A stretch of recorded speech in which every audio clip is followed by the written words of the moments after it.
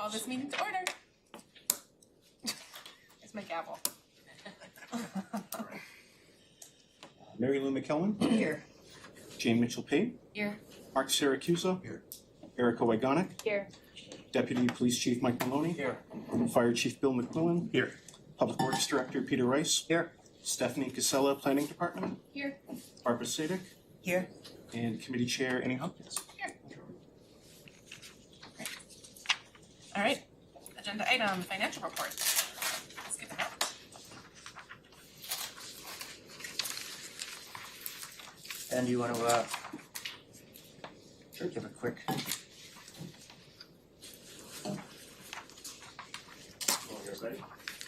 Good morning, Ben. So you might notice for the first time, I think, since I've been here, we're a little bit behind.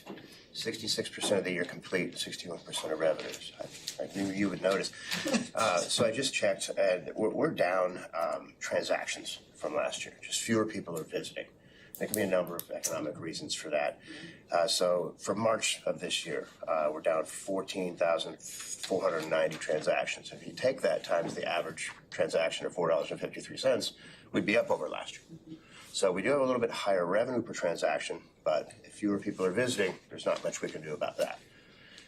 I know there's an economic reason. A close friend of mine was just on vacation, and he spoke with Canadian people. Canadian people were saying that the dollar was stronger, so it was more expensive to take vacation into the United States. So they were doing that fewer times. So there can be a number of reasons for that, but that's one of them. Okay, I wondered. move to accept? Thank you. Second.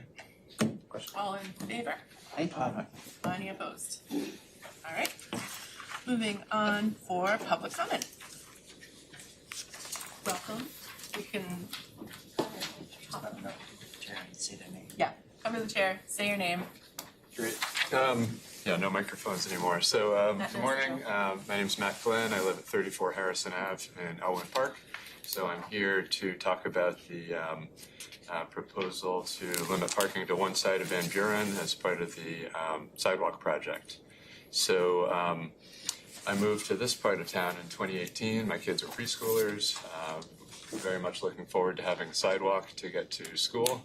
I know others in the neighborhood have waited much longer for sidewalks, at least 15 years. Next year I'll have a middle schooler.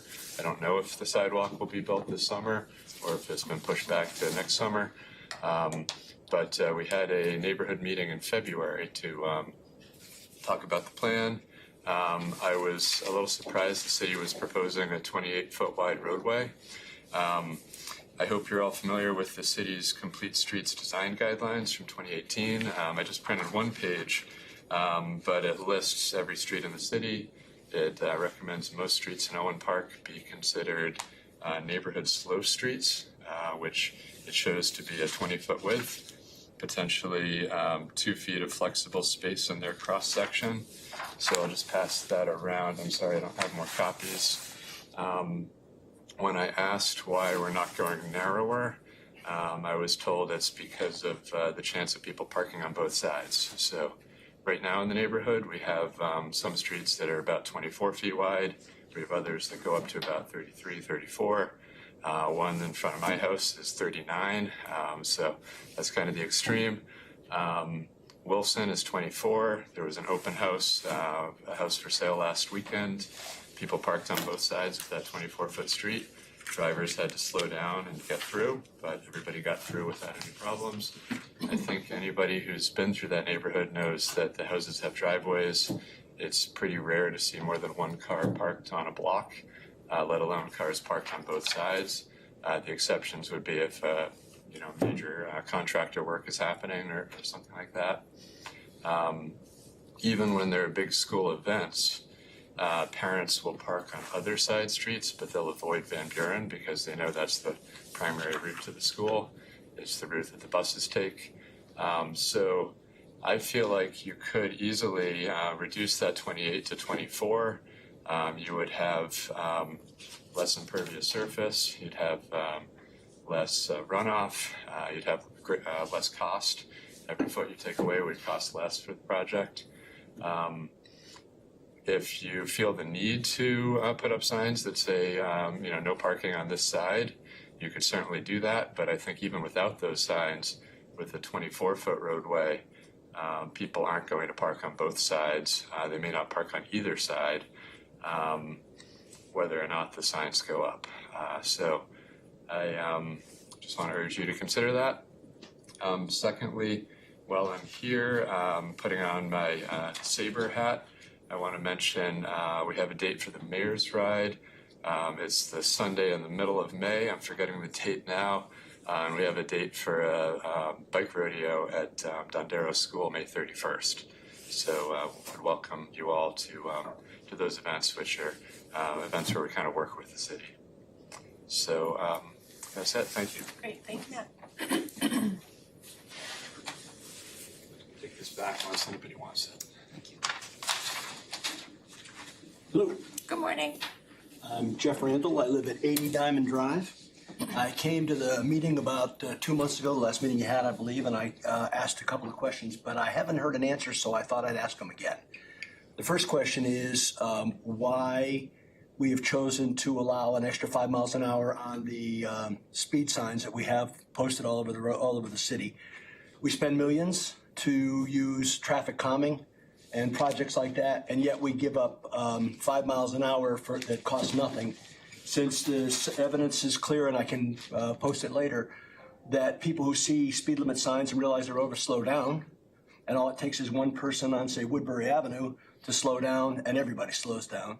So I request to find out why we've chosen to leave that 5 miles an hour, and if it's possible to change it, or if it's so. The second item, real quick, is street sweeping. And as a safety concern, we have a lot of dedicated bike routes and bike lanes. We can always do better, but that's a different question. But those, I would ask, should they be prioritized in street sweeping to get maybe double what everybody else gets? Since if the bike lane isn't clean, I'm going to ride in the road. Now I've created a secondary hazard unnecessarily at the cost of maybe one run down a couple of different streets. So those are my two, and I was wondering, how do I find out if I'm going to get an answer to either of the questions? Because I waited for the last 2 months and didn't see one, so I'm just kind of curious. Anybody?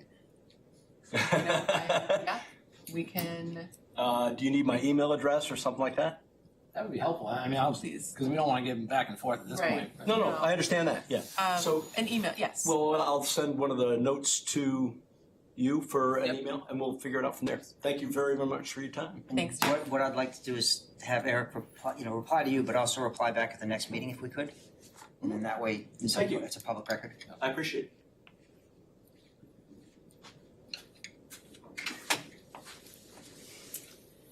Anybody else for public comment? Tyler's on that.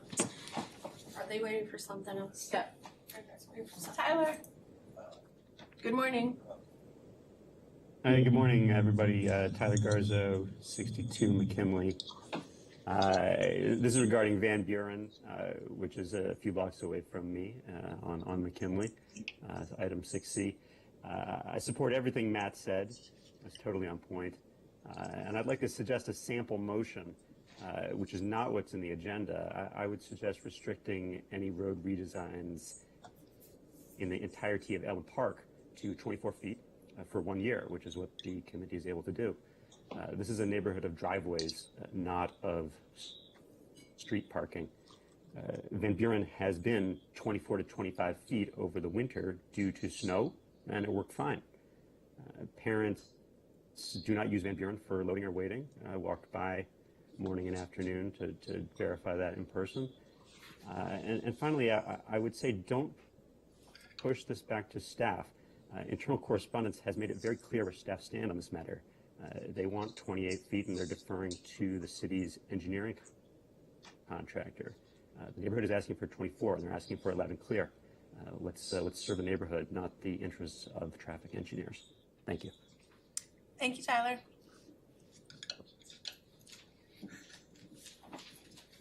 Anyone else for public comment? Me.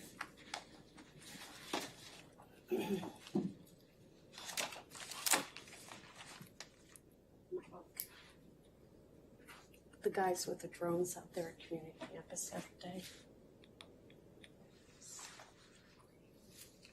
Kelly Shaw, Banfield Road.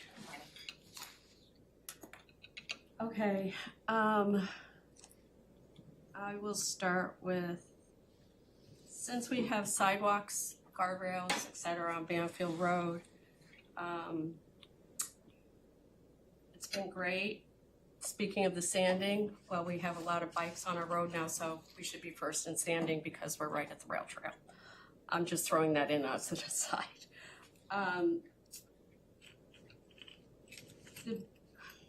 The trucks, Banfield Road is a road that's a rural road, and as an ordinance, we do not allow trucks on our road. The trucks continue to go on the road about 10 times this winter. Since we have the guardrails and we have stoplights or stop signs with lights on them and everything, big tractor trailers have hit the guardrail at the end of Heritage, Constitution, onto Banfield. They can't make a 3-point turn. There's not enough sight line for them to be able to go. I think the problem was, I talked to Eric earlier, is that we need better signage on Heritage and Constitution to take a right-hand turn only to direct the traffic back to Route 1. And hopefully that'll take care of some of the issue. And on Ocean Road, because it's a state road, when I speak to the state said it's up to the city to change the signage on Ocean Road to give plenty of time for them to see, to keep going straight out to Route 1 and then turn that way to go down to Heritage or Constitution. It's a constant battle. And that needs to be addressed as well, because there's not enough time for where the signage is now, that when they finally see it, they don't have time to keep going straight. They have to take a left. We have lost our signage at the end of the road 20 times, maybe more.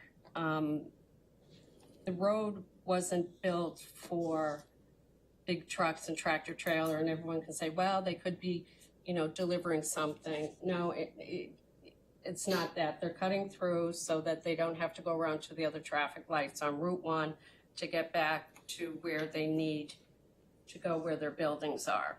The post office is probably the only one that doesn't use Banfield Road. All the other local drivers use Banfield Road as their cut-through road. With the sidewalks there now and the speed humps and everything, it's not slowing the traffic down. It is being monitored, I know, because I see the cops out there at various points. And my other thing that I want to tie into it is that 850, I think it's 850 Banfield Road, the TP House is where the rail trail parking is going to be.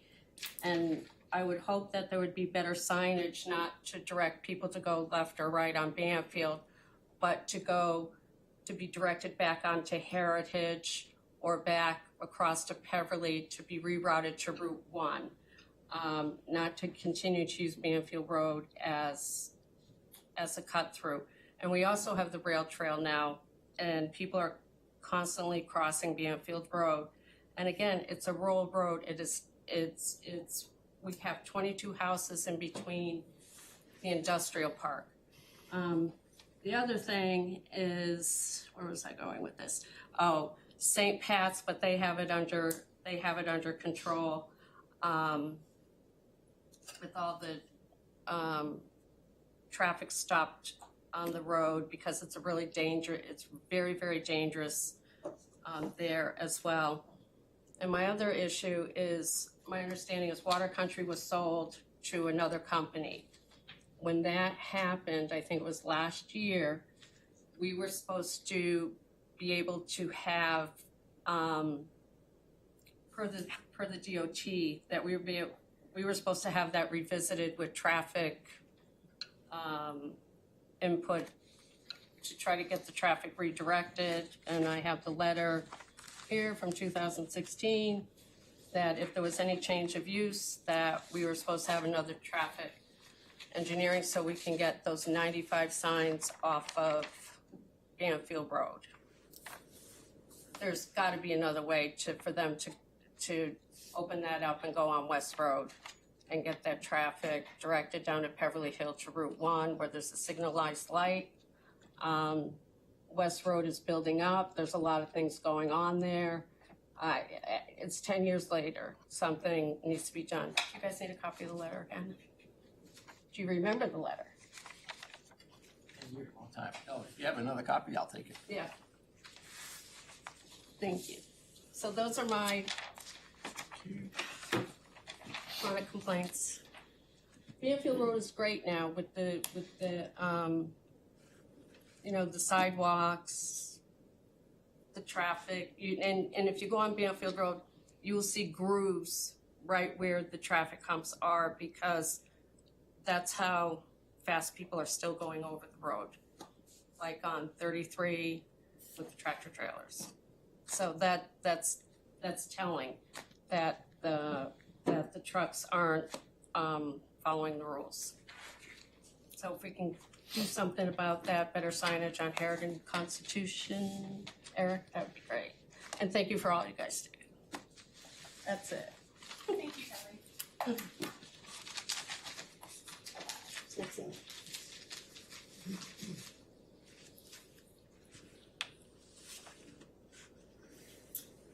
Colin, I see a hand raised.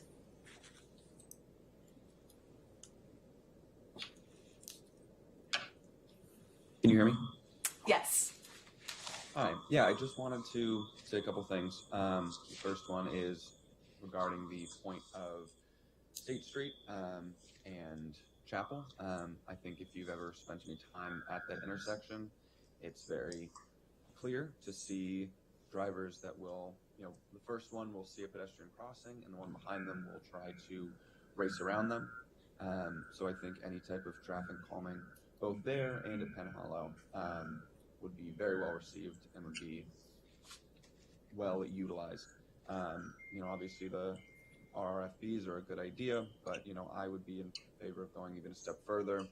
I know raised pedestrian crossings aren't our favorite thing to do, but they would work and they'd be nice, especially as someone who is that pedestrian there. The second one is I'm curious to see what the monitoring plan is for Cass. That whole road tends to be very quick. It's tough to both turn on there in a car and to cross it as a pedestrian, really all the way from Chevrolet all the way over to Islington. And then the third is with the recent proposal to increase the parking garage costs. I believe that the Parking and Traffic Safety Commission's job is to reduce traffic and parking constraints in the long term. And really, frankly, the only way to do that is to allow alternatives. And the coast still remains the strongest alternative. It just does not have the funds for it. So I would ask that this committee use their scope as parking and traffic and encourage the council to tie those funds directly to each other and provide a long-term alternative to our citizens rather than just saying parking is more expensive, find your own way around. Give them that option. That's all. Thanks. Thank you, Colin.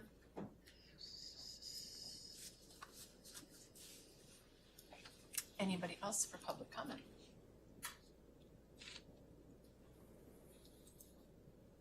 Going once? Going twice? Sold. Moving on. Thank you for everyone who showed up today to voice their opinions and concerns. Okay, presentations. We're talking about 86 Farm Lane subdivision, proposed construction of Long Meadow Lane by Altus Engineering.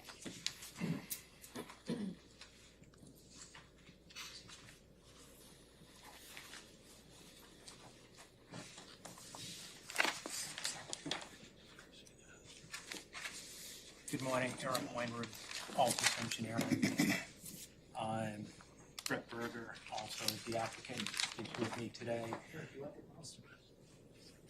Sure. Okay. Thought I could just do this.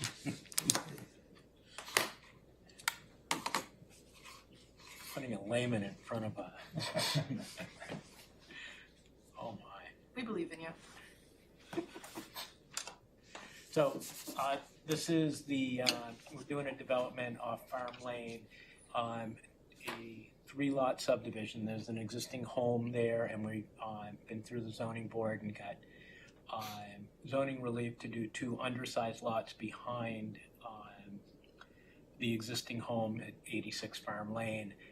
The interesting parcel, because it's identified here as Long Meadow Lane, and Long Meadow Lane, actually it's, the correct legal term is a paper street, but it's not a street on a visual aspect.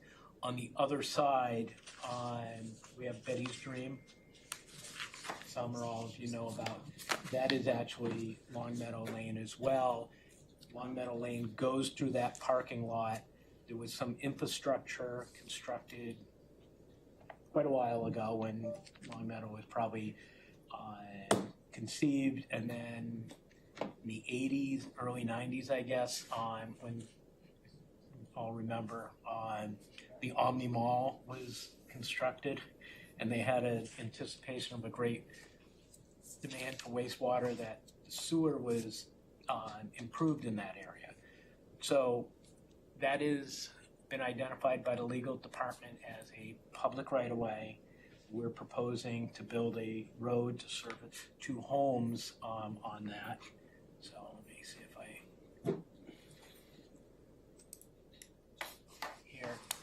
here's the layout. So it's turned. Farm Lane is on the left. The existing home is on kind of a light yellow in the center, and then a more brighter yellow is the 2 homes that will be in back. And those are just conceptual layouts for the homes, showing that they fit within the building envelope. We went to TAC early on before we went to the Board of Adjustment to make sure that they were comfortable with the concept, getting buy-in from fire department to make sure that we can adequately turn vehicles around in there. So we put a hammerhead in with an easement off the rear lot to allow the fire truck to turn around. And then at TAC last month, we presented, and some of the committee members wanted us to adjust the right-of-way just slightly, not the right-of-way, but the alignment of the road, take out the curve. So the roadway, it gave me the chills and made it hard for me to think, but they wanted us to offset or set the roadway from the center of the right-of-way, which just makes a civil engineer twitch. So that's the alignment that we work with Public Works on, and I believe the reason we're really here is that this is an existing right-of-way. It's not like a regular subdivision where it's private, and we're proposing signs in the right-of-way. So there is, because it's under width and it serves only 2 lots, we have a couple of no parking signs in there, as well as an end of road warning sign. And so, Eric, is that correct why we're here? Yes, because any public road, public parking is allowed unless it's restricted. You know, this committee would be the one to recommend restrictions to the city council. Okay, and so we're suggesting it just because it's under width, that there's no parking, that adequate parking, we believe, in the driveways for these homes. You know, it's only 2 homes, and we just want to make sure that there is emergency egress and access on there. I'm out of words. The next sheet shows the turning. Oh, yes, thank you for reminding me, Eric. So this is turning templates we did, showing that the fire truck can pull in, back up, and then go back out. Not really sure why we had them coming and going from the Spalding on Farm Lane, but demonstrates it can go in either direction. Okay. Thank you. Any discussion or questions, or do we move on? I don't know. It's a presentation, I mean, Long Meadow Lane, that's not the final road name, is it? I don't think that you guys would accept that because we have it discontinued. I believe Jeanette McMaster wants it named McMaster Way or Yeah. something like that. I'm not sure that a name is needed because it is only serving. It's to me, regardless of whether it's a public right of way or not, it's a glorified shared driveway. So that's up to you guys. If you want a name, There we will have a be, name in waiting. a name will be necessary. Is or isn't? It will be necessary. Okay. Yeah, for emergency vehicles and for Yeah. deliveries and stuff like that. So our vote today is just on whether or not we want parking on that new road, Long Meadow, whatever road. That is all what we're doing, right? The only discussion that we have. Yep. Yeah. Yep. Sounds similar to Van Buren, if you ask me. So we're on to new business. I think so. What? Are we on to new business or are we discussing presentation? I don't know. If I'm there gonna- are additional Pull the newbie card here. yeah, so I would suggest, Chairman, that if anybody has questions related to this, they could address it now. If not, they could take their seat and then we could go on to new business. Great. Yeah. Can I ask a clarifying question? Please. Are you proposing no parking on both sides of the road? Yeah, it just in the fact that it's what I didn't say is it's only 22 feet what we're proposing. So yes, just I personally don't have an issue if people park, but that's what we're showing. If you guys want just one side, we're fine with that. We're fine with really however you want to handle it. And then is there any, it looks like you're using part of a driveway for this turnaround. Yes, and that's going to have an easement. Is that gonna be signed that someone can't park in there? We hadn't really considered it. Because the way the drainage is and the house has to be set back, there's gonna be adequate space to park, but you're right, that we could have something if needed that they don't park in the first 25 feet of the driveway. I mean, if it's necessary for fire access, I would think it would need to be. Yeah, talking about the end of a dead-end street, it's not critical, shall we say, right? Perhaps maybe to the arguments of that house, but, right, there's some personal responsibility if you block our way, so we can't get access. I don't know if it's something we can put in when we create the easement, Yeah, that there isn't any parking in that we area. can have it written, but I'd prefer not. If you drive up to your house, you really don't want to see a sign that says no parking.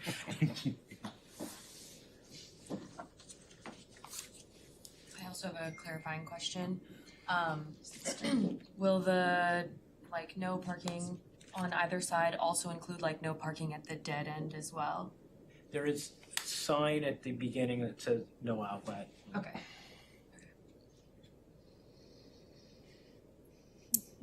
And we don't have purview over the fact that this is like a lot of curb cuts in a short amount of space because this is already a legal road.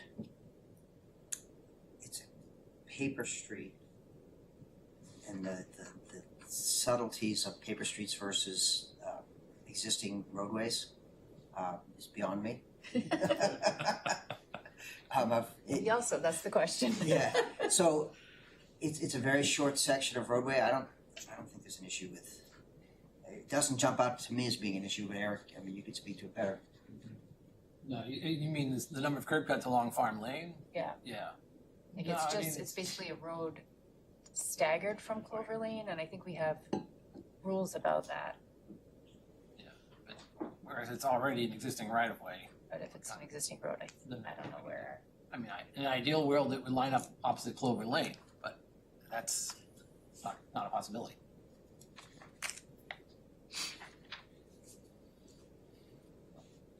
And the butter to the north on the plan is already encroaching on part of the Long Meadow right of way, so that's why it's been worked out with the legal department as to where the right of way can go, and additional easements have been granted to shift the roadway. But no, with the low volumes out there, I'm fine with it.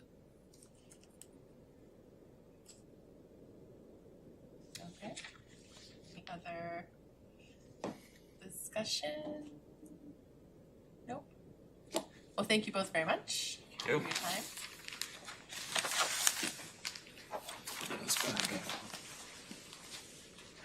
And moving on to new business. First item. Don't think. 86 Farm Lane, request to prohibit parking along both sides of the proposed Long Meadow Lane, by Brett Berger. I'll move to approve the no parking along both sides of proposed Long Meadow Lane, beginning at Farm Lane and running the distance of 150 feet. Second. Any discussion? I don't think it's okay. As we just heard from Van Buren, I mean, 22 feet is enough space to have parking on one side of the road. If it's really just serving two driveways, probably there won't be any parking. But I just don't see the need to require, I mean, I could see that parking on both sides is too much, but I think parking should be allowed on one side. I don't have a reason not to allow parking on at least one side. Madam Chair? Yeah. Since the applicant indicated they were amenable to having restriction of parking on one side versus the whole thing, I would have no issue if the person, or the chief made the motion. I would defer to him whether he felt that was appropriate or not.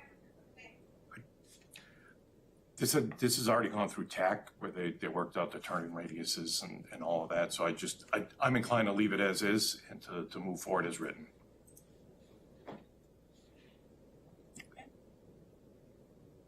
Any further discussion? All right. All in favor? Aye. Any opposed? Thank you. Okay. All right, moving on, Sheaf Street, request for handicap parking space closest to Penn Hollow Street by the resident of 9 Sheaf Street. Chairman, the resident contacted me this week and asked to have this removed because she no longer needs, space wouldn't satisfy what she needs. All right, ready? Motion to remove? So moved. All in favor? Aye. Any opposed? All right, now moving on, Van Buren Ave, request to prohibit parking on one side of the street to narrow the street width during upcoming construction project. Request made by the residents of Elwyn Park. Yeah, I move to prohibit parking on one side of the street to narrow the street width during the upcoming construction project. A second. Could I ask a point of clarification? I should have seen this when we were reviewing the agenda. Is this asking just during construction, or? Yeah, that's Okay. I'm interpreting it that way too. I'm not interpreting it that way. I'm interpreting it as part of the design, so as the construction is happening. I think change that's my- the intent, I but will- it does read. I will change my motion to clarify. Motion to only prohibit parking on one side of the street in the final design for Van Buren Avenue to allow for a narrower 24-foot street width. So could I ask for more additional clarifying language? Sure. If your goal to allow doesn't say shall, so if your intent is to restrict it to 24, I would recommend being more pointed. Motion for a 24-foot street width on Van Buren Avenue in the final design. With parking allowed on one side. on one side. I don't care if, like, how you handle the parking. I'm really not invested in that. I don't think it needs to be 20 feet wide. I think 24 feet with one side of parking is adequate. I think you could do parking on both sides, but I don't really care. I think it just needs to be 24 feet. And there's a benefit of 24 feet I for the residents? Madam Chair, I'll second for the purpose of discussion. Do you want me, I don't, Is there a benefit to pedestrians? a wide, We're discussion now? Yes, we're in discussion now. So I'm asking for a question. and I'm waiting to be called. There we go. Please. I don't know. Yeah, I mean, wide roads tend to make faster speeds, and if you're in a neighborhood environment, especially one that you have a lot of kids walking. You know, ideally, this is a neighborhood where a lot of kids can walk to school, and a lot of kids do walk to school. There's a crossing guard there. To have an excessively wide road, you end up with higher speeds, and that's a straight section of road, so there's not a lot of reason to slow down in that section of road. I've been out there quite a number of times myself, and I have rarely seen a car parked on Van Buren. So I don't think there's a need for parking on both sides, but I'm not invested in the parking. I think a 28-foot cross-section there is excessive, and is in contrast to the complete street skylines, which were very carefully researched and designed and went through an entire public process, and you know, they were created with thoughtful reason. Based on that, one could argue this should be a 20-foot cross-section. I think the argument's been made that this is kind of a feeder, you know, it's a spine for the neighborhood, so maybe it needs to be a little wider. It serves the elementary school, so we want to make sure there's plenty of access to get there. But I think 28 feet is excessive. Like, that's 14-foot lanes if there's no cars parked there, which is highway. Okay, so it's safer for pedestrian. I just have a comment that I live in the neighborhood, so I talk to the residents, especially on Taft. And the comment that was made in the response, my response was, the comment is, we don't want to lose our freedom to park on the side of the street.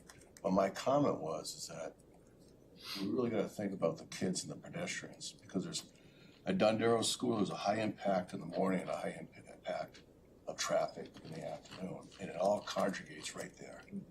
So safety supersedes someone's freedom to have their family and friends come over. But you know, everybody's right, Tyler, Matt, me. It's like not a lot of people use that, but so I don't think there's a problem with this. I think it's a safety issue.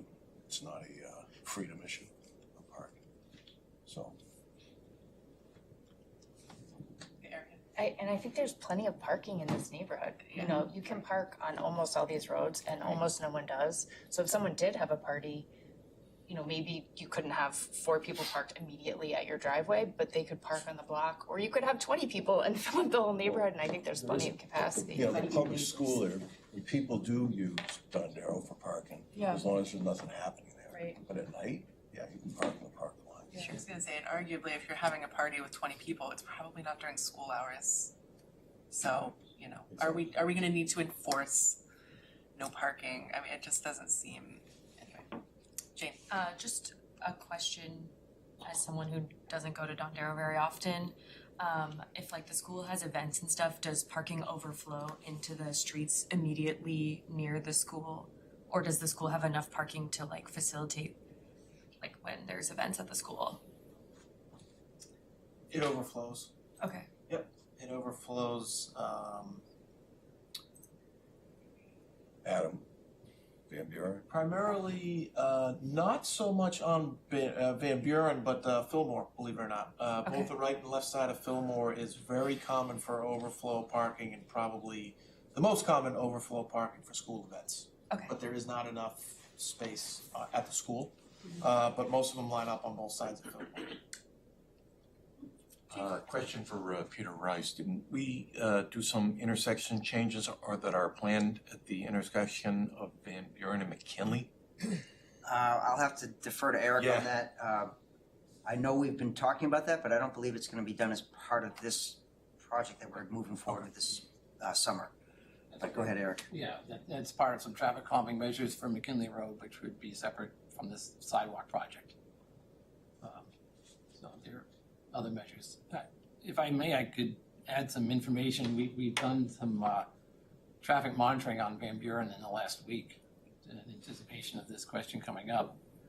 So we measured speeds and volumes on Van Buren, because Van Buren between McKinley and Adams is 700 feet in length. So we were curious as to what the speeds are up here. We measured the speeds and we found out the average speed of vehicles on Van Buren is 21 miles an hour. We're not seeing a speeding issue out here. During school peaks, the speed actually drops to 20 miles an hour because of the heavy inflow of traffic. We see 750 vehicles a day on the street. About half of that occurs during the school pickup and drop-off time. So we're not seeing a speed issue. And it should be pointed out that the existing width of Van Buren is 33 feet wide. The project calls for narrowing the street to 28. So we're going from 33 feet down to 28 with a sidewalk on one side. The claim that we're widening the street is unrealistic. There are white lines painted out there that are 24 feet apart. We can continue to paint white lines that are 20 feet apart if desired.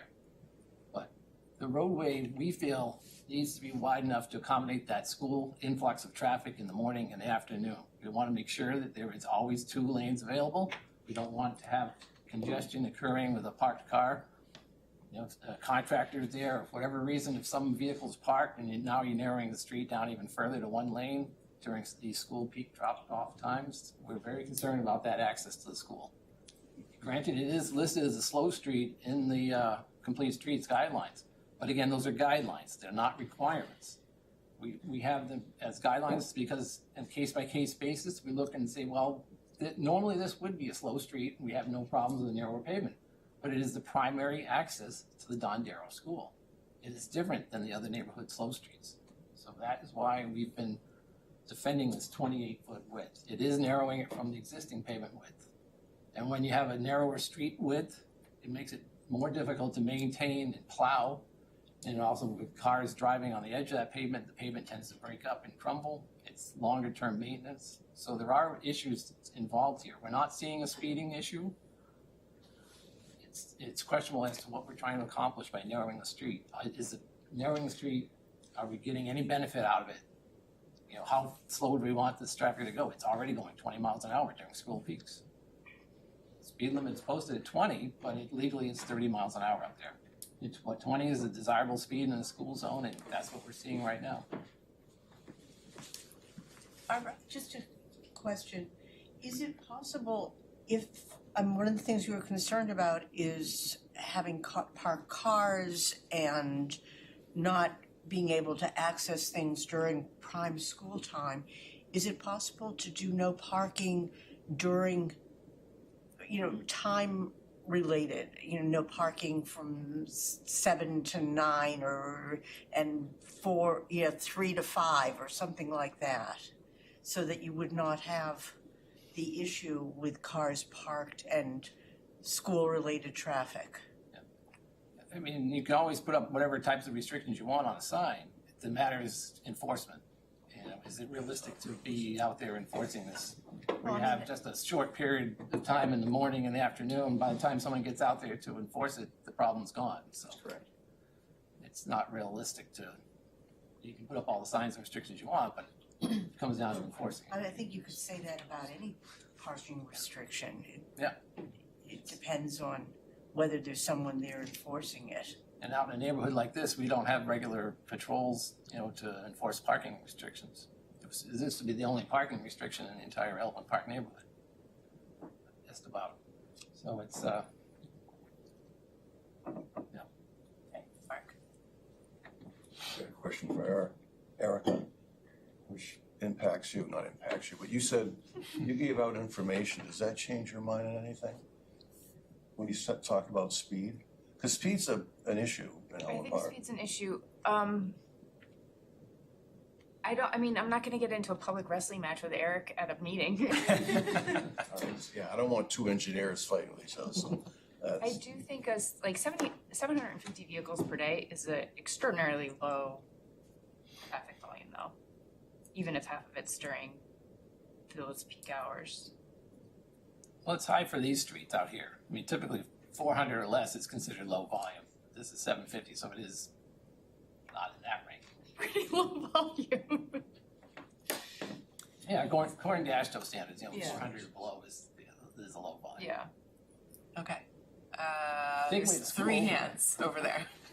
I just want to Go ahead, Jane. confirm that, are we voting on a motion for like what's happening temporarily during construction, or are we voting on like the final design? I moved about final design. Final design, okay. I mean, people don't have to like it or take it. Okay, But just for clarifying. clarity, that's Yeah. what I. Yeah, and I do think that's the intent of. We're gonna have to read that motion again before we vote. Yeah, I know, we're gonna have to like write that down. Yes. Mary Ellen. Well, at the February meeting, the neighborhood meeting, people really are concerned about pedestrian and bicycle safety. So that's really what we're looking at. We're looking at making the safest way for kids to get through Van Buren and to Dondero School. So if the recommendation is to narrow it, we can do that temporarily. You're saying a final. They're Not- gonna rebuild the road. Yeah, They right. have to pick a width. Yeah, so we have to pick a width. Yes. Mark. Peter, you're not gonna like this. Can we, during upcoming construction project, sounds like a pilot. Sounds like the city can try something, see how it works, then decide which way to go. Because that's what the wording is there. That's And what I- I moved just for the During record. upcoming construction project. So let's go with that and then, analyze it and figure it out. I mean, there are 2 or 3 or 5 or 10 people that are passionate about the safety and the width. But there's an opportunity here to do something and then reevaluate. If it's possible, Peter. So, to Mark's point, yes, it's possible, and I would suggest you do it prior to the construction so that you can actually test the roadway and say, put a series of barrels or whatever along the edge of the roadway to narrow it up. But my, if I could, my point is more one, there seems to be a feeling and an attitude relative to the designation of these roadways because it was in the complete street as a slow street or slow road designation. It has to be, we have to follow that to the rule. And I would first argue that it's not appropriately categorized, that it really is a connector, neighborhood connector. So for that reason, I would suggest we revisit the complete streets document at some point.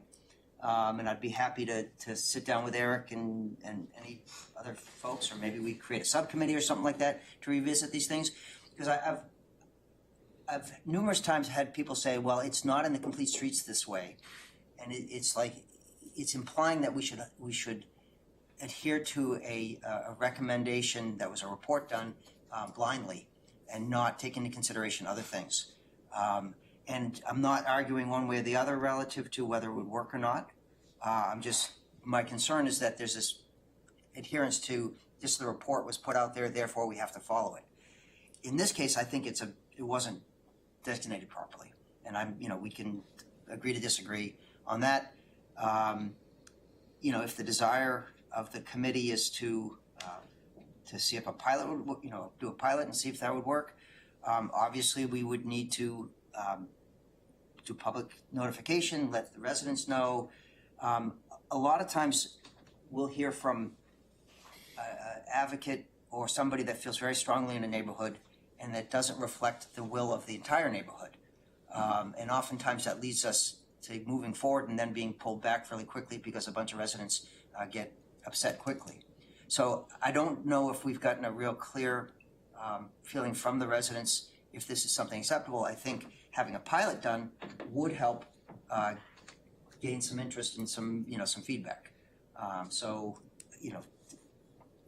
In a long way, I would not be supporting first the motion that I seconded because I don't feel like at this point it's been. I think the justifications that are made, and I think the designation is not correct because of the potential issues, with cars on there or snow and an emergency, and you have multiple vehicles and emergency access could be restricted. I get concerned about it's a school. Schools need to have access, and this in my mind is a connector, neighborhood connector, not a designated slow street. If it was not for the school, I would agree. So that's where I'm at right now. Okay, I think Eric and then Erica. Yeah, I just want to point out, when at the public meeting, the only person who lived on the street that spoke up was not in favor of removing the parking and narrowing the street. And so I would want to hear more from the people who live on Van Buren, because this is directly going to impact them if you take away their parking. And the other issue is, I'll get back to you, but go ahead. I forgot what it was. I think in response to the comment about the complete streets document, I agree that that's meant as a guideline. It's not, they're not design standards. It's not that we have to accept them blindly. I do want to respond to the comment you made about that they were made blindly. They were not made blindly. They were made thoughtfully. I apologize, I did not mean to imply that. I wasn't involved in that process. No, I was involved in that process, so. Cart and not horse, but I'm not done confident blindly. that it was a thoughtful process. And there was certainly opportunity at the time to make this a different road, but it wasn't, but it doesn't matter. Even if it is a neighborhood connector instead of a neighborhood slow street, the guidelines point to a 24-foot wide cross-section for a neighborhood connector. And so I recognize that this project is making it narrower, is proposing to make it narrower as it is. I do think we very rarely rebuild roads and we should get it right. And so I would be in favor of removing my motion to change my motion to say propose 24 feet to the neighborhood and see how they react. I don't know what the Roberts rules say about the right way to do that. I don't know where people are headed here. I want to do what works for the committee. The original motion was to refer to staff to review and come back. That's not what she read, though. That's not what I She didn't read that out. She Oh, read I understand that. Yeah. I guess what I'm saying is that if you withdraw, it'd be good to have an opportunity to perhaps reach out, get a better feel, and then come back and have a discussion once we've collected additional information. I think it's, we see that we're narrowing the street and we see that the residents are concerned about, walking and biking safety of their children, and that's important. And are we quibbling over 4 feet? Like what, and I understand there's safety concerns, but those have been like vaguely kind of, shared to a point, or not enough that, not shared clearly enough that the residents who are saying, I have a safety concern for my children, are not hearing that these other vague safety concerns trump the safety of their children in order to agree to a 28-foot versus a 24-foot road. And so I'm wondering how we can bridge that communication of saying like, no, this is why we want 28 feet, and we understand why you want 24 feet, and just get the, because if there is better understanding, then we're not going to just shove something down their throat and have an unhappy neighborhood of families.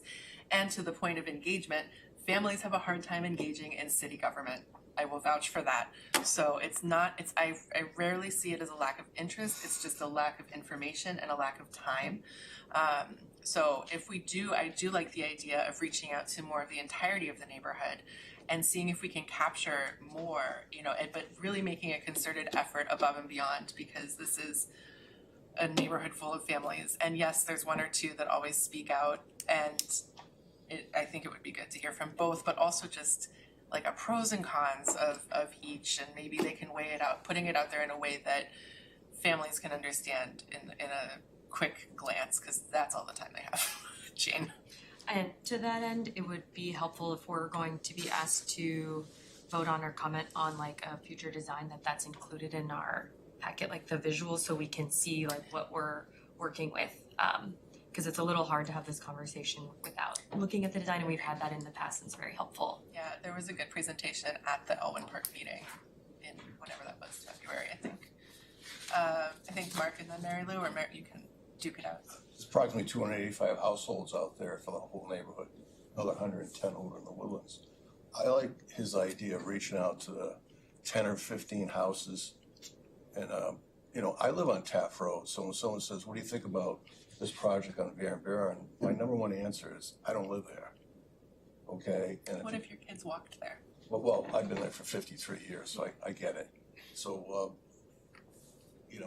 it's best to reach out, and I'm always an advocate of that.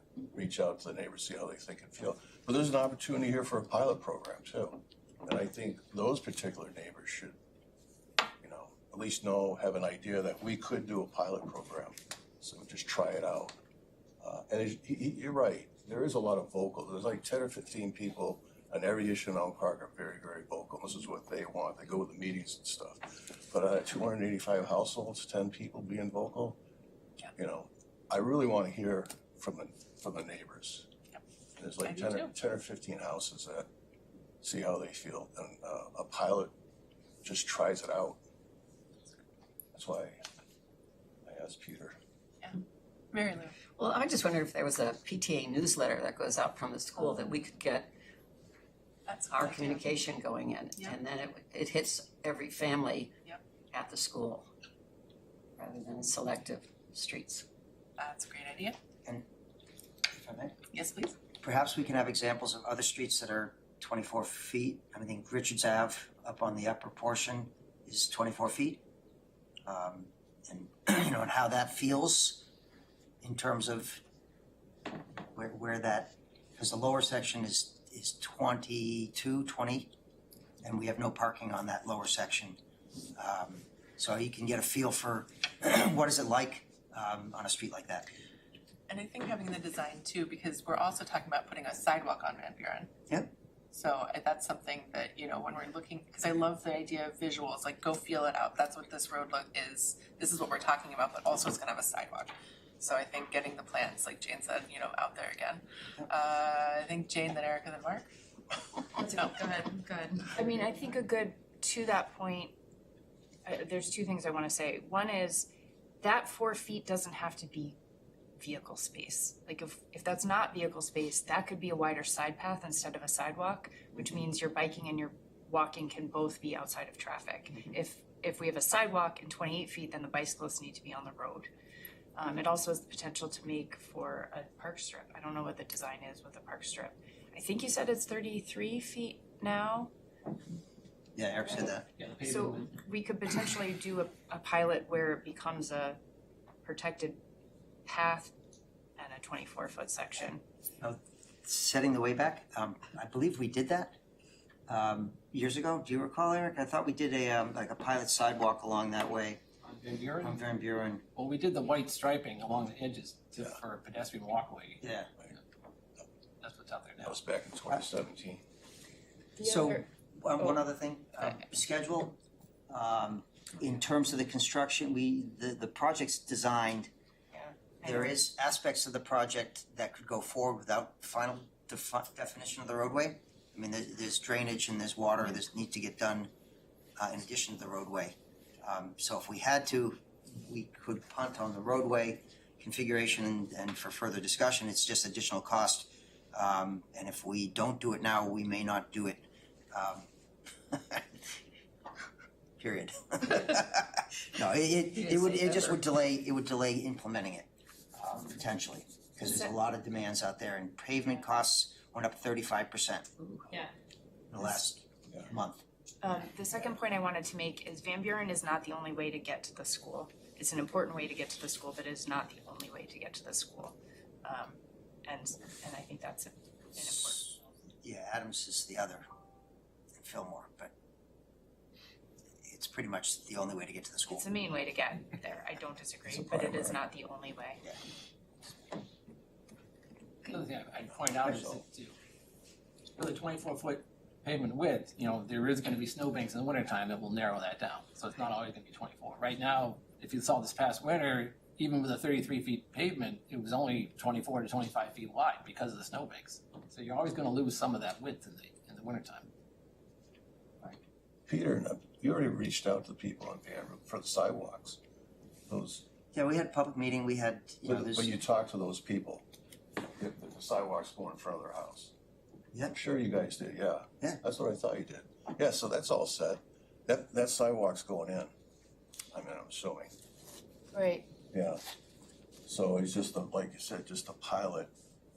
But to say, there's a difference between saying you get this road or this road versus saying you get this road or this road with a wider, you know, like to vision, like you get a sidewalk regardless, but it's not 33 feet versus 24 feet, right? It's 33 feet versus. Right. It's 28 feet versus 24 You're feet, talking about and that's 4 feet a of. multi-use path, Right. so kids can ride on it. Right.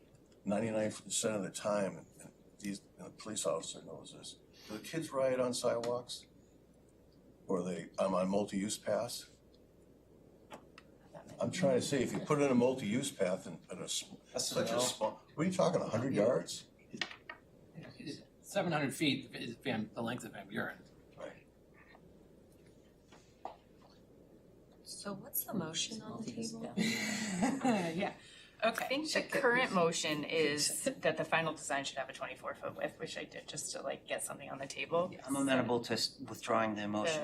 The proposed change I made was, I don't even know what the proposed change I I don't made know, was. I mean, are we feeling, I think there's been positive. I'll withdraw my motion, Okay, but then I don't know what the new motion should be. Second agrees. okay, I mean, would we, the pilot motion or, I like Eric's idea. It's really go to staff Go and to staff. communicate with the people that live there, right? That's what he proposed, or that's what his idea was. And he's a city engineer. I don't know what's being considered. yeah, do you wanna make a motion? And Chair, I'm not a committee member. Oh, you're not on and it, Chair, sorry. and Chair, you like to see more input from the I definitely whole neighborhood. Yes, yeah. So that's at 285 households. Yeah, and I like the PTA thing because people are also driving their kids to school. Well, it's not only PTA, is that there's a generation out there that's using the Facebook page. Yep. So Madam Chair, if I could? Yes. I'd make a motion the other motion was withdrawn. I'd make a motion to do some outreach, to gather input from the PTA, the residents out there relative to the proposed design as it is now versus a narrower design, and then report back to the committee for decision or recommendation at the next meeting. Could I also add somewhere, or can we have, who are the architecty designer people? That was a good presentation at Elwyn Park, I found it. Or at the- CMA engineers. Yeah, could we get them to come and do a presentation for this? Is that redundant? I know, I'm new No, here, we- is that redundant? Have you seen We it? could ask the engineers to come give a presentation. We could circulate the Or, yeah, presentation. If we just like- add the design into the packet for next time, I think that would be helpful as a reference and basis for discussion. I think that's important too. We don't necessarily need them to like present, just link get to the slides? Yeah, we just need the designs in the Don't need a site visit. packet. Okay. So outreach to residents relative to design as proposed. What did you say? What did you Or say? what did I say? Oh, good job. I gathered. So a motion for outreach, gather information from PTA and current residents on the current design versus a proposed lessened width and report back. This current design is 28 feet, proposed new width is 24 feet. Okay. I know you can't make that motion, but can we just say like ditto? No. So I made that motion. Peter made the Yeah. motion and I think Mary Lou seconded it. She'll second it. Okay, Okay. all in favor? Aye. Any opposed? Good job, guys. Moving on, Falkland Place and Ranger Way, request for clarification of snowban parking rules for head-in parking spaces. Did we skip? Do I have something out of order? I think we're on D. I'm skipping B. No, you didn't. D. That B got dropped, the Sheaf Street. Yes, just that the was next slide. withdrawn. Yeah. Okay. So we're on to D, right? So yeah, D, Falkland Place and Ranger Way. Eric, Eric, could you give a quick Eric, description? would you please? Sure. These bubbles are a little out of place when they got converted, but Falkland Place is a public roadway. This is the property line up here. So these are all public parking spaces, these head-in spaces. And likewise over on Ranger Way, there's some head-in spaces along here.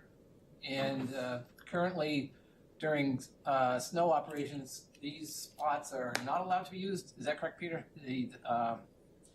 Public parking is allowed here during snow bans. So which is contrary to our typical.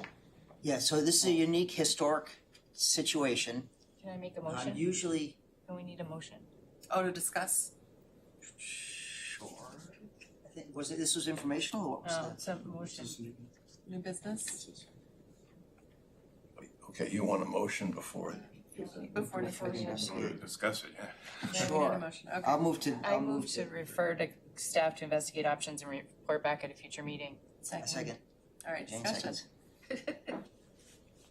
Discussion. No, Jeff, explain. All right, so the historically, Atlantic Heights, well, first of all, when we do plow operations and declare a ban, all public parking spaces, with the exception of designated parking lots, the garage, and the garages, are available for people to park at. Historically, people have used these areas because they felt like off-street parking, but technically, they should not be parked in during a snow ban. But historically, residents out in that area have done that. We received a complaint this winter from an abutting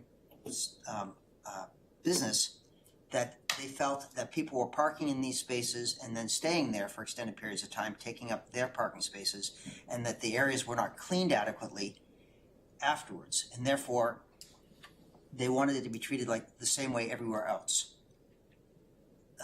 We posted it, and then we received a lot of complaints from residents saying, hey, now you're forcing me to walk all the way down to Hislop Park to be able to park. I'm older, it's hard for me to be mobile, why can't we use these spaces? I said, agreed, there's been no public discussion about this change that historically was there. Yes, it's unique, and we could but we could just say this is it, but acknowledging the fact that this impacts a bunch of folks out there, and it is a historic use, we wanted to have the opportunity to talk about it within this committee before any decisions were made. So that is kind of the background of where we're at. It is a challenging situation, and we would like the opportunity to explore options that could kind of thread the needle and get, help the residents have access to additional parking during the snow bans and minimize the impact to the business. Yeah, and I'll add to Atlantic Heights is duplexes, so this is like really high density right in through here. So people really rely on street parking, and snow bans are tough for I live there. Yep. I don't live here, I live back there. Can we, I think the motion makes, I didn't just make that motion for the sake of making it. I mean, it seems like that's the way to go, is for you guys to collect information. Does it make sense to alert the neighborhood that we're gonna talk about this at our next meeting? Or are we gonna have a separate meeting? It does seem like do we need their input? How should we engage with the stakeholders? If I may? Go ahead. I think we should reach out, let folks know. We have let folks know that they would be discussed already here, so the folks, that did bring it forward, I told them that we'd bring it forward as part of this process. That being said, people are busy, they have lives, it's hard to catch up with everything. So we will do them, depending upon what the decision is, their input will be probably more important. If the decision is to somehow allow this as a unique change in our operations, then there'd be no impact to the residents, and we'd need to speak to the business owner and explain to them. So we'll investigate and report back. Yeah, because they'll have something to say. My neighbors always have something to say. Okay, any other discussion? All in favor? Aye. Any opposed? Great. Moving on, State Street, request for rapid flashing pedestrian beacon at crosswalk at Chapel Street by the business owner, which is Tree Line Daycare School. Preschool. Should refer to staff for evaluation and report back at future Second. meeting. Any discussion? Okay. All in favor? Aye. Any opposed? Great. Old business, Sheaf Street, request for additional measures to increase compliance with no parking area near Penn Hollow intersection by a resident. Move to place on file. Second. Discussion? I can add some more that we had done a week's worth of video observations back in December, and we didn't see much activity in the no loading zone, no parking zone. So we were ready to move on with it, and the resident says, "Oh, the problem's happening again." So we put a camera out again for another week in March. Reviewed all that video for a week. Again, saw no people leaving their cars unattended, blocking their driveway. Just not seeing this issue happening very often after watching a week's worth of video. The only time I saw vehicle parked there across from the driveway, and the driver got out and left the vehicle was their contractor, and he walked into their house to do some work. So. And then the resident came out of their driveway with the van still there and was able to get out, having the contractor move it. So didn't seem to be an impediment. All right, thank you for. We can keep it on file and it comes up again. Sure. Okay. Can I ask a question about that handicap parking space, because we didn't talk about that? I know it's not the same. She removed the resident. I removed know, it. but it's a kind of, or do you want me to wait till miscellaneous? It's I'll up there. wait till miscellaneous, it's more miscellaneous. Okay. Yeah, and any other discussion on Chief Street monitoring and no parking? No. All in favor to move on file? Place on file. Aye. Aye. Any opposed? No. Okay. Informational. Police. Morning, thank you. For February, we had 66 total crashes, 25 of which were reportable, and 0 instances of crashes involving pedestrians or bicyclists. Great news. Thank you. Everybody was hibernating. Yeah. No problem. We couldn't walk or bike. There's too much snow. Wonderful. Thank you. Construction project update. So we have Congress Street continuing with detours, Fleet Street being blocked off at times. So there'll be signs in place, and that work's going to continue on until mid-June, and that it will close up for the summer and then resume again after Labor Day. So it's still another 2.5 months to go out there right now. Other projects, Elwyn Road is utility work has just started in the past week, and the traffic's down to 1 lane alternating on Elwyn Road, and we're keeping an eye on that to make sure the backups aren't affecting Elwyn Park. Make sure traffic's not cutting through the neighborhood to avoid it. So far, it hasn't. The local queues have not been too bad so far, but as summertime gets closer and that work continues, we'll keep an eye on it. Any other projects I'm missing? Maplewood Bridge. Greenleaf. Oh, Greenleaf Ave, yes, that's sewer work that's ongoing right now. That's why that's closed down, and that should be done within a week, and that the street opened back up. Maplewood Bridge, I believe it's all done for the most part. Maybe some minor, Just like punch list items. Okay.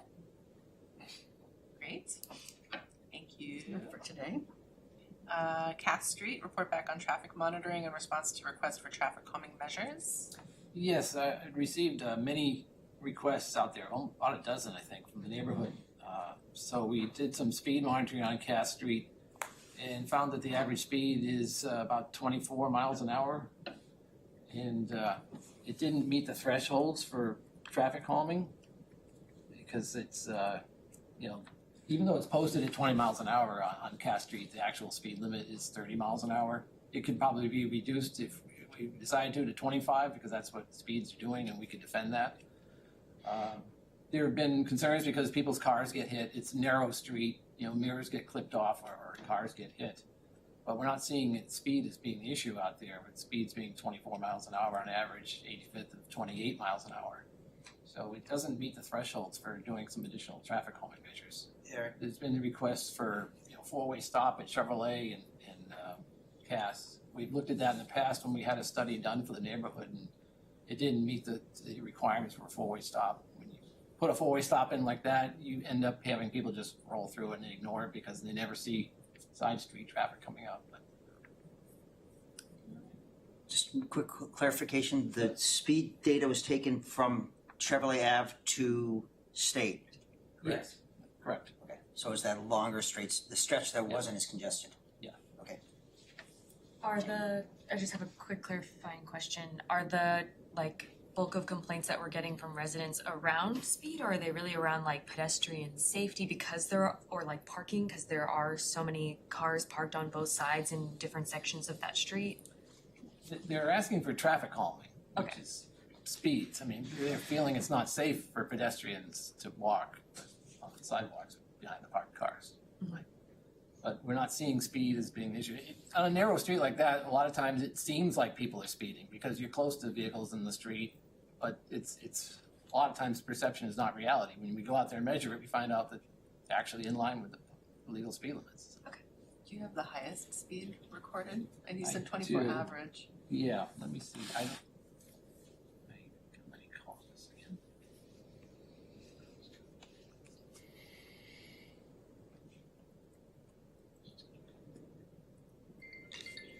I'm so sorry.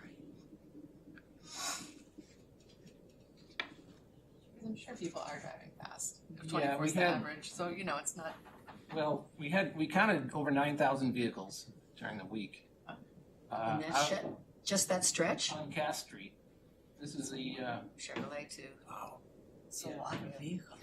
It's N- 9,000, it's, average daily traffic is about 1,700 vehicles.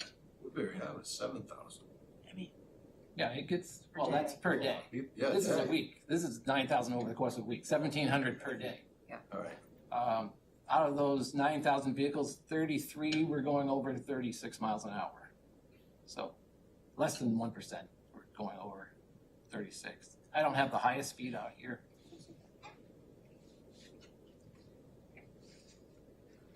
Madam Chair? Yes. Driving that frequently, there's one spot that may be worth exploring, restricting parking, is right on the south side before Chevrolet Ave. There's panel trucks and other things like park right there, and so you can't visually see folks coming out when you're on Chevrolet Ave out. So there might be worth exploring, restricting that parking in that one location, just for improved visibility. I don't think it's gonna slow people down more, but I don't think it'll speed people up either. I think we've been, we've been working on the visibility issue on Cass Street. And it seems to be working. I did notice that on the north side of Cass, I've never noticed anybody parking between Middle and Chevrolet, but there are no parking signs there. There's just a sign that says no parking here to corner, which means back. And then on the south side, there's the no parking here to corner side. But I've never seen cars parking in that short stretch. I've seen cars there. Yeah. I think is that where there's a multi-unit building Right. and they have a big They parking have a lot? parking lot. Yeah. Right. Not on the street. I would imagine if there was parking on both sides, it would be really tricky to come out of Chevrolet Avenue and come up to Middle. Narrow street. Parking should be restricted within 20 feet of any intersection. corner, right. But, yeah, we could look to see if that needs to be ended. Okay. This is informational, so you don't need a motion from No. us to place on file or anything? Discussion. Okay. And then discussion of committee purpose and mission. Can I make a suggestion that we Yes. carry that over to our next meeting? Yes, please. I agree. All right, moving on, miscellaneous. Erica. I wanted to bring up the question about the handicap parking spot, and it's actually a question raised by the fact that that was withdrawn. Do we have some sort of system in place if someone needs like a short-term handicap that doesn't need to come before? I mean, I just feel bad if someone breaks their leg and is temporarily using a wheelchair. By the time they're out of that wheelchair, we might not have met, if they're waiting. Let me ask my question again, in a way that's actually a question. Does someone need to wait for our committee to meet to be granted a temporary handicap space? Do you know what I'm saying? I do, and from my medical world, I think doctors can issue like the hang tag kind of thing, and that would be the immediate coverage for handicap needs for parking. But if they needed a spot outside their house to use that, you know what I'm saying? I do know what you're saying, and I don't know, They can use that in any space. yeah, you can use it in any space. I don't know that. You're referring to designating a space so that it's reserved or so that. Sounds like that was what the request was. Yeah, and I don't, But I then the think fact those that the are, request went away made me concerned that we don't have a system to respond quick enough. I don't think that designating a city parking space for a temporary injury is is what the process is or should be. A short-term injury, even if it's a year, you know what I mean, a short-term injury would be, you get your hang tag from your doctor and that's what that is. It's a red blocker. Yeah, and it opens up your ability to use any handicap spaces, but if this were a permanent disability from a homeowner, you know, that would be a different long-term. But I think they're two separate avenues for handicap parking. You get your physician in the short term, and then if handicap parking is a long-term need, actually there's a handicap spot in Atlantic Heights for an elderly couple that live there, and that they've lived there probably their whole lives, so yeah, that's my take on it. Yes. One of the reasons that they withdrew their request is because of the 2-hour time limit on Sheep Street. Even with a handicap reserved spot, they would still only have a 2-hour maximum usage of the time, so. Doesn't help them for. No. Madam Chair? Yes. We could talk to legal and see, you know, what grounds. I know the chief and the deputy chief and I all have the ability to restrict parking and, you know, depending on emergencies and things like that. But I don't think that would apply to a resident type thing. But, you know, we can talk to the legal department and see, you know, what their interpretation would be. Sure. And then report back. Yeah, if needed. I mean, the request was removed by the resident, so I don't know that. No, it was a question, is there a mechanism in place that if it was a temporary? Yeah, I mean, if someone needs it long-term, and if they have to wait a couple weeks till we have a meeting, I feel bad for them during those couple weeks, but there's time to kind of absorb that in their grand scheme of things. But if somebody is having some sort of acute issue, I don't know, I mean, it's a policy question. I don't know how I feel about it, if we should be allocating city parking for someone, but I also don't wanna be discompassionate and not have a system to help someone. I don't know, just. Yep, Barbara. I just had a question that kind of looks at it on the other side, is there a way to make these things stop? What if the person moves or, you know, Yeah. no longer needs it, but those signs stay there and Yeah. anybody else will be very happy to use it. To that end, we do go through annually and review the need and we have taken signs, you know, taken signs down. We usually bring it back to the committee, right? Is that how it works? Well, we follow up, and if they don't need it, then we just have it removed. It's no longer needed. I mean, when the spaces are put out there, they're not reserved for any one particular person. Sure, Anybody with but a handicap. I mean, I'm just aware of ones where it says, you know, handicapped only and the person who needed it moved 2 years ago. Yep. See, quick fix that. Yeah, and I think, yeah. Anyway, talk to legal. Doesn't happen very often. No, because I would see that opening up a path for like, I want this to be my private spot because I'm handicapped. Yeah. Yeah. You know, and it's like you can't just take away Yes, city spots. That's really where I was going with that. Is Yeah, you we get need your to hang have- tag We and need you to use what's have there. both ends of that kind of process. I guess not hang tag, placard, whatever it is. Okay. Anything else under miscellaneous? No? Chief? You gonna make your movement to adjourn? Like it now? Happy to make it. Motion to adjourn. Second. All in favor? Thank you. Any opposed, I guess? No, we're not.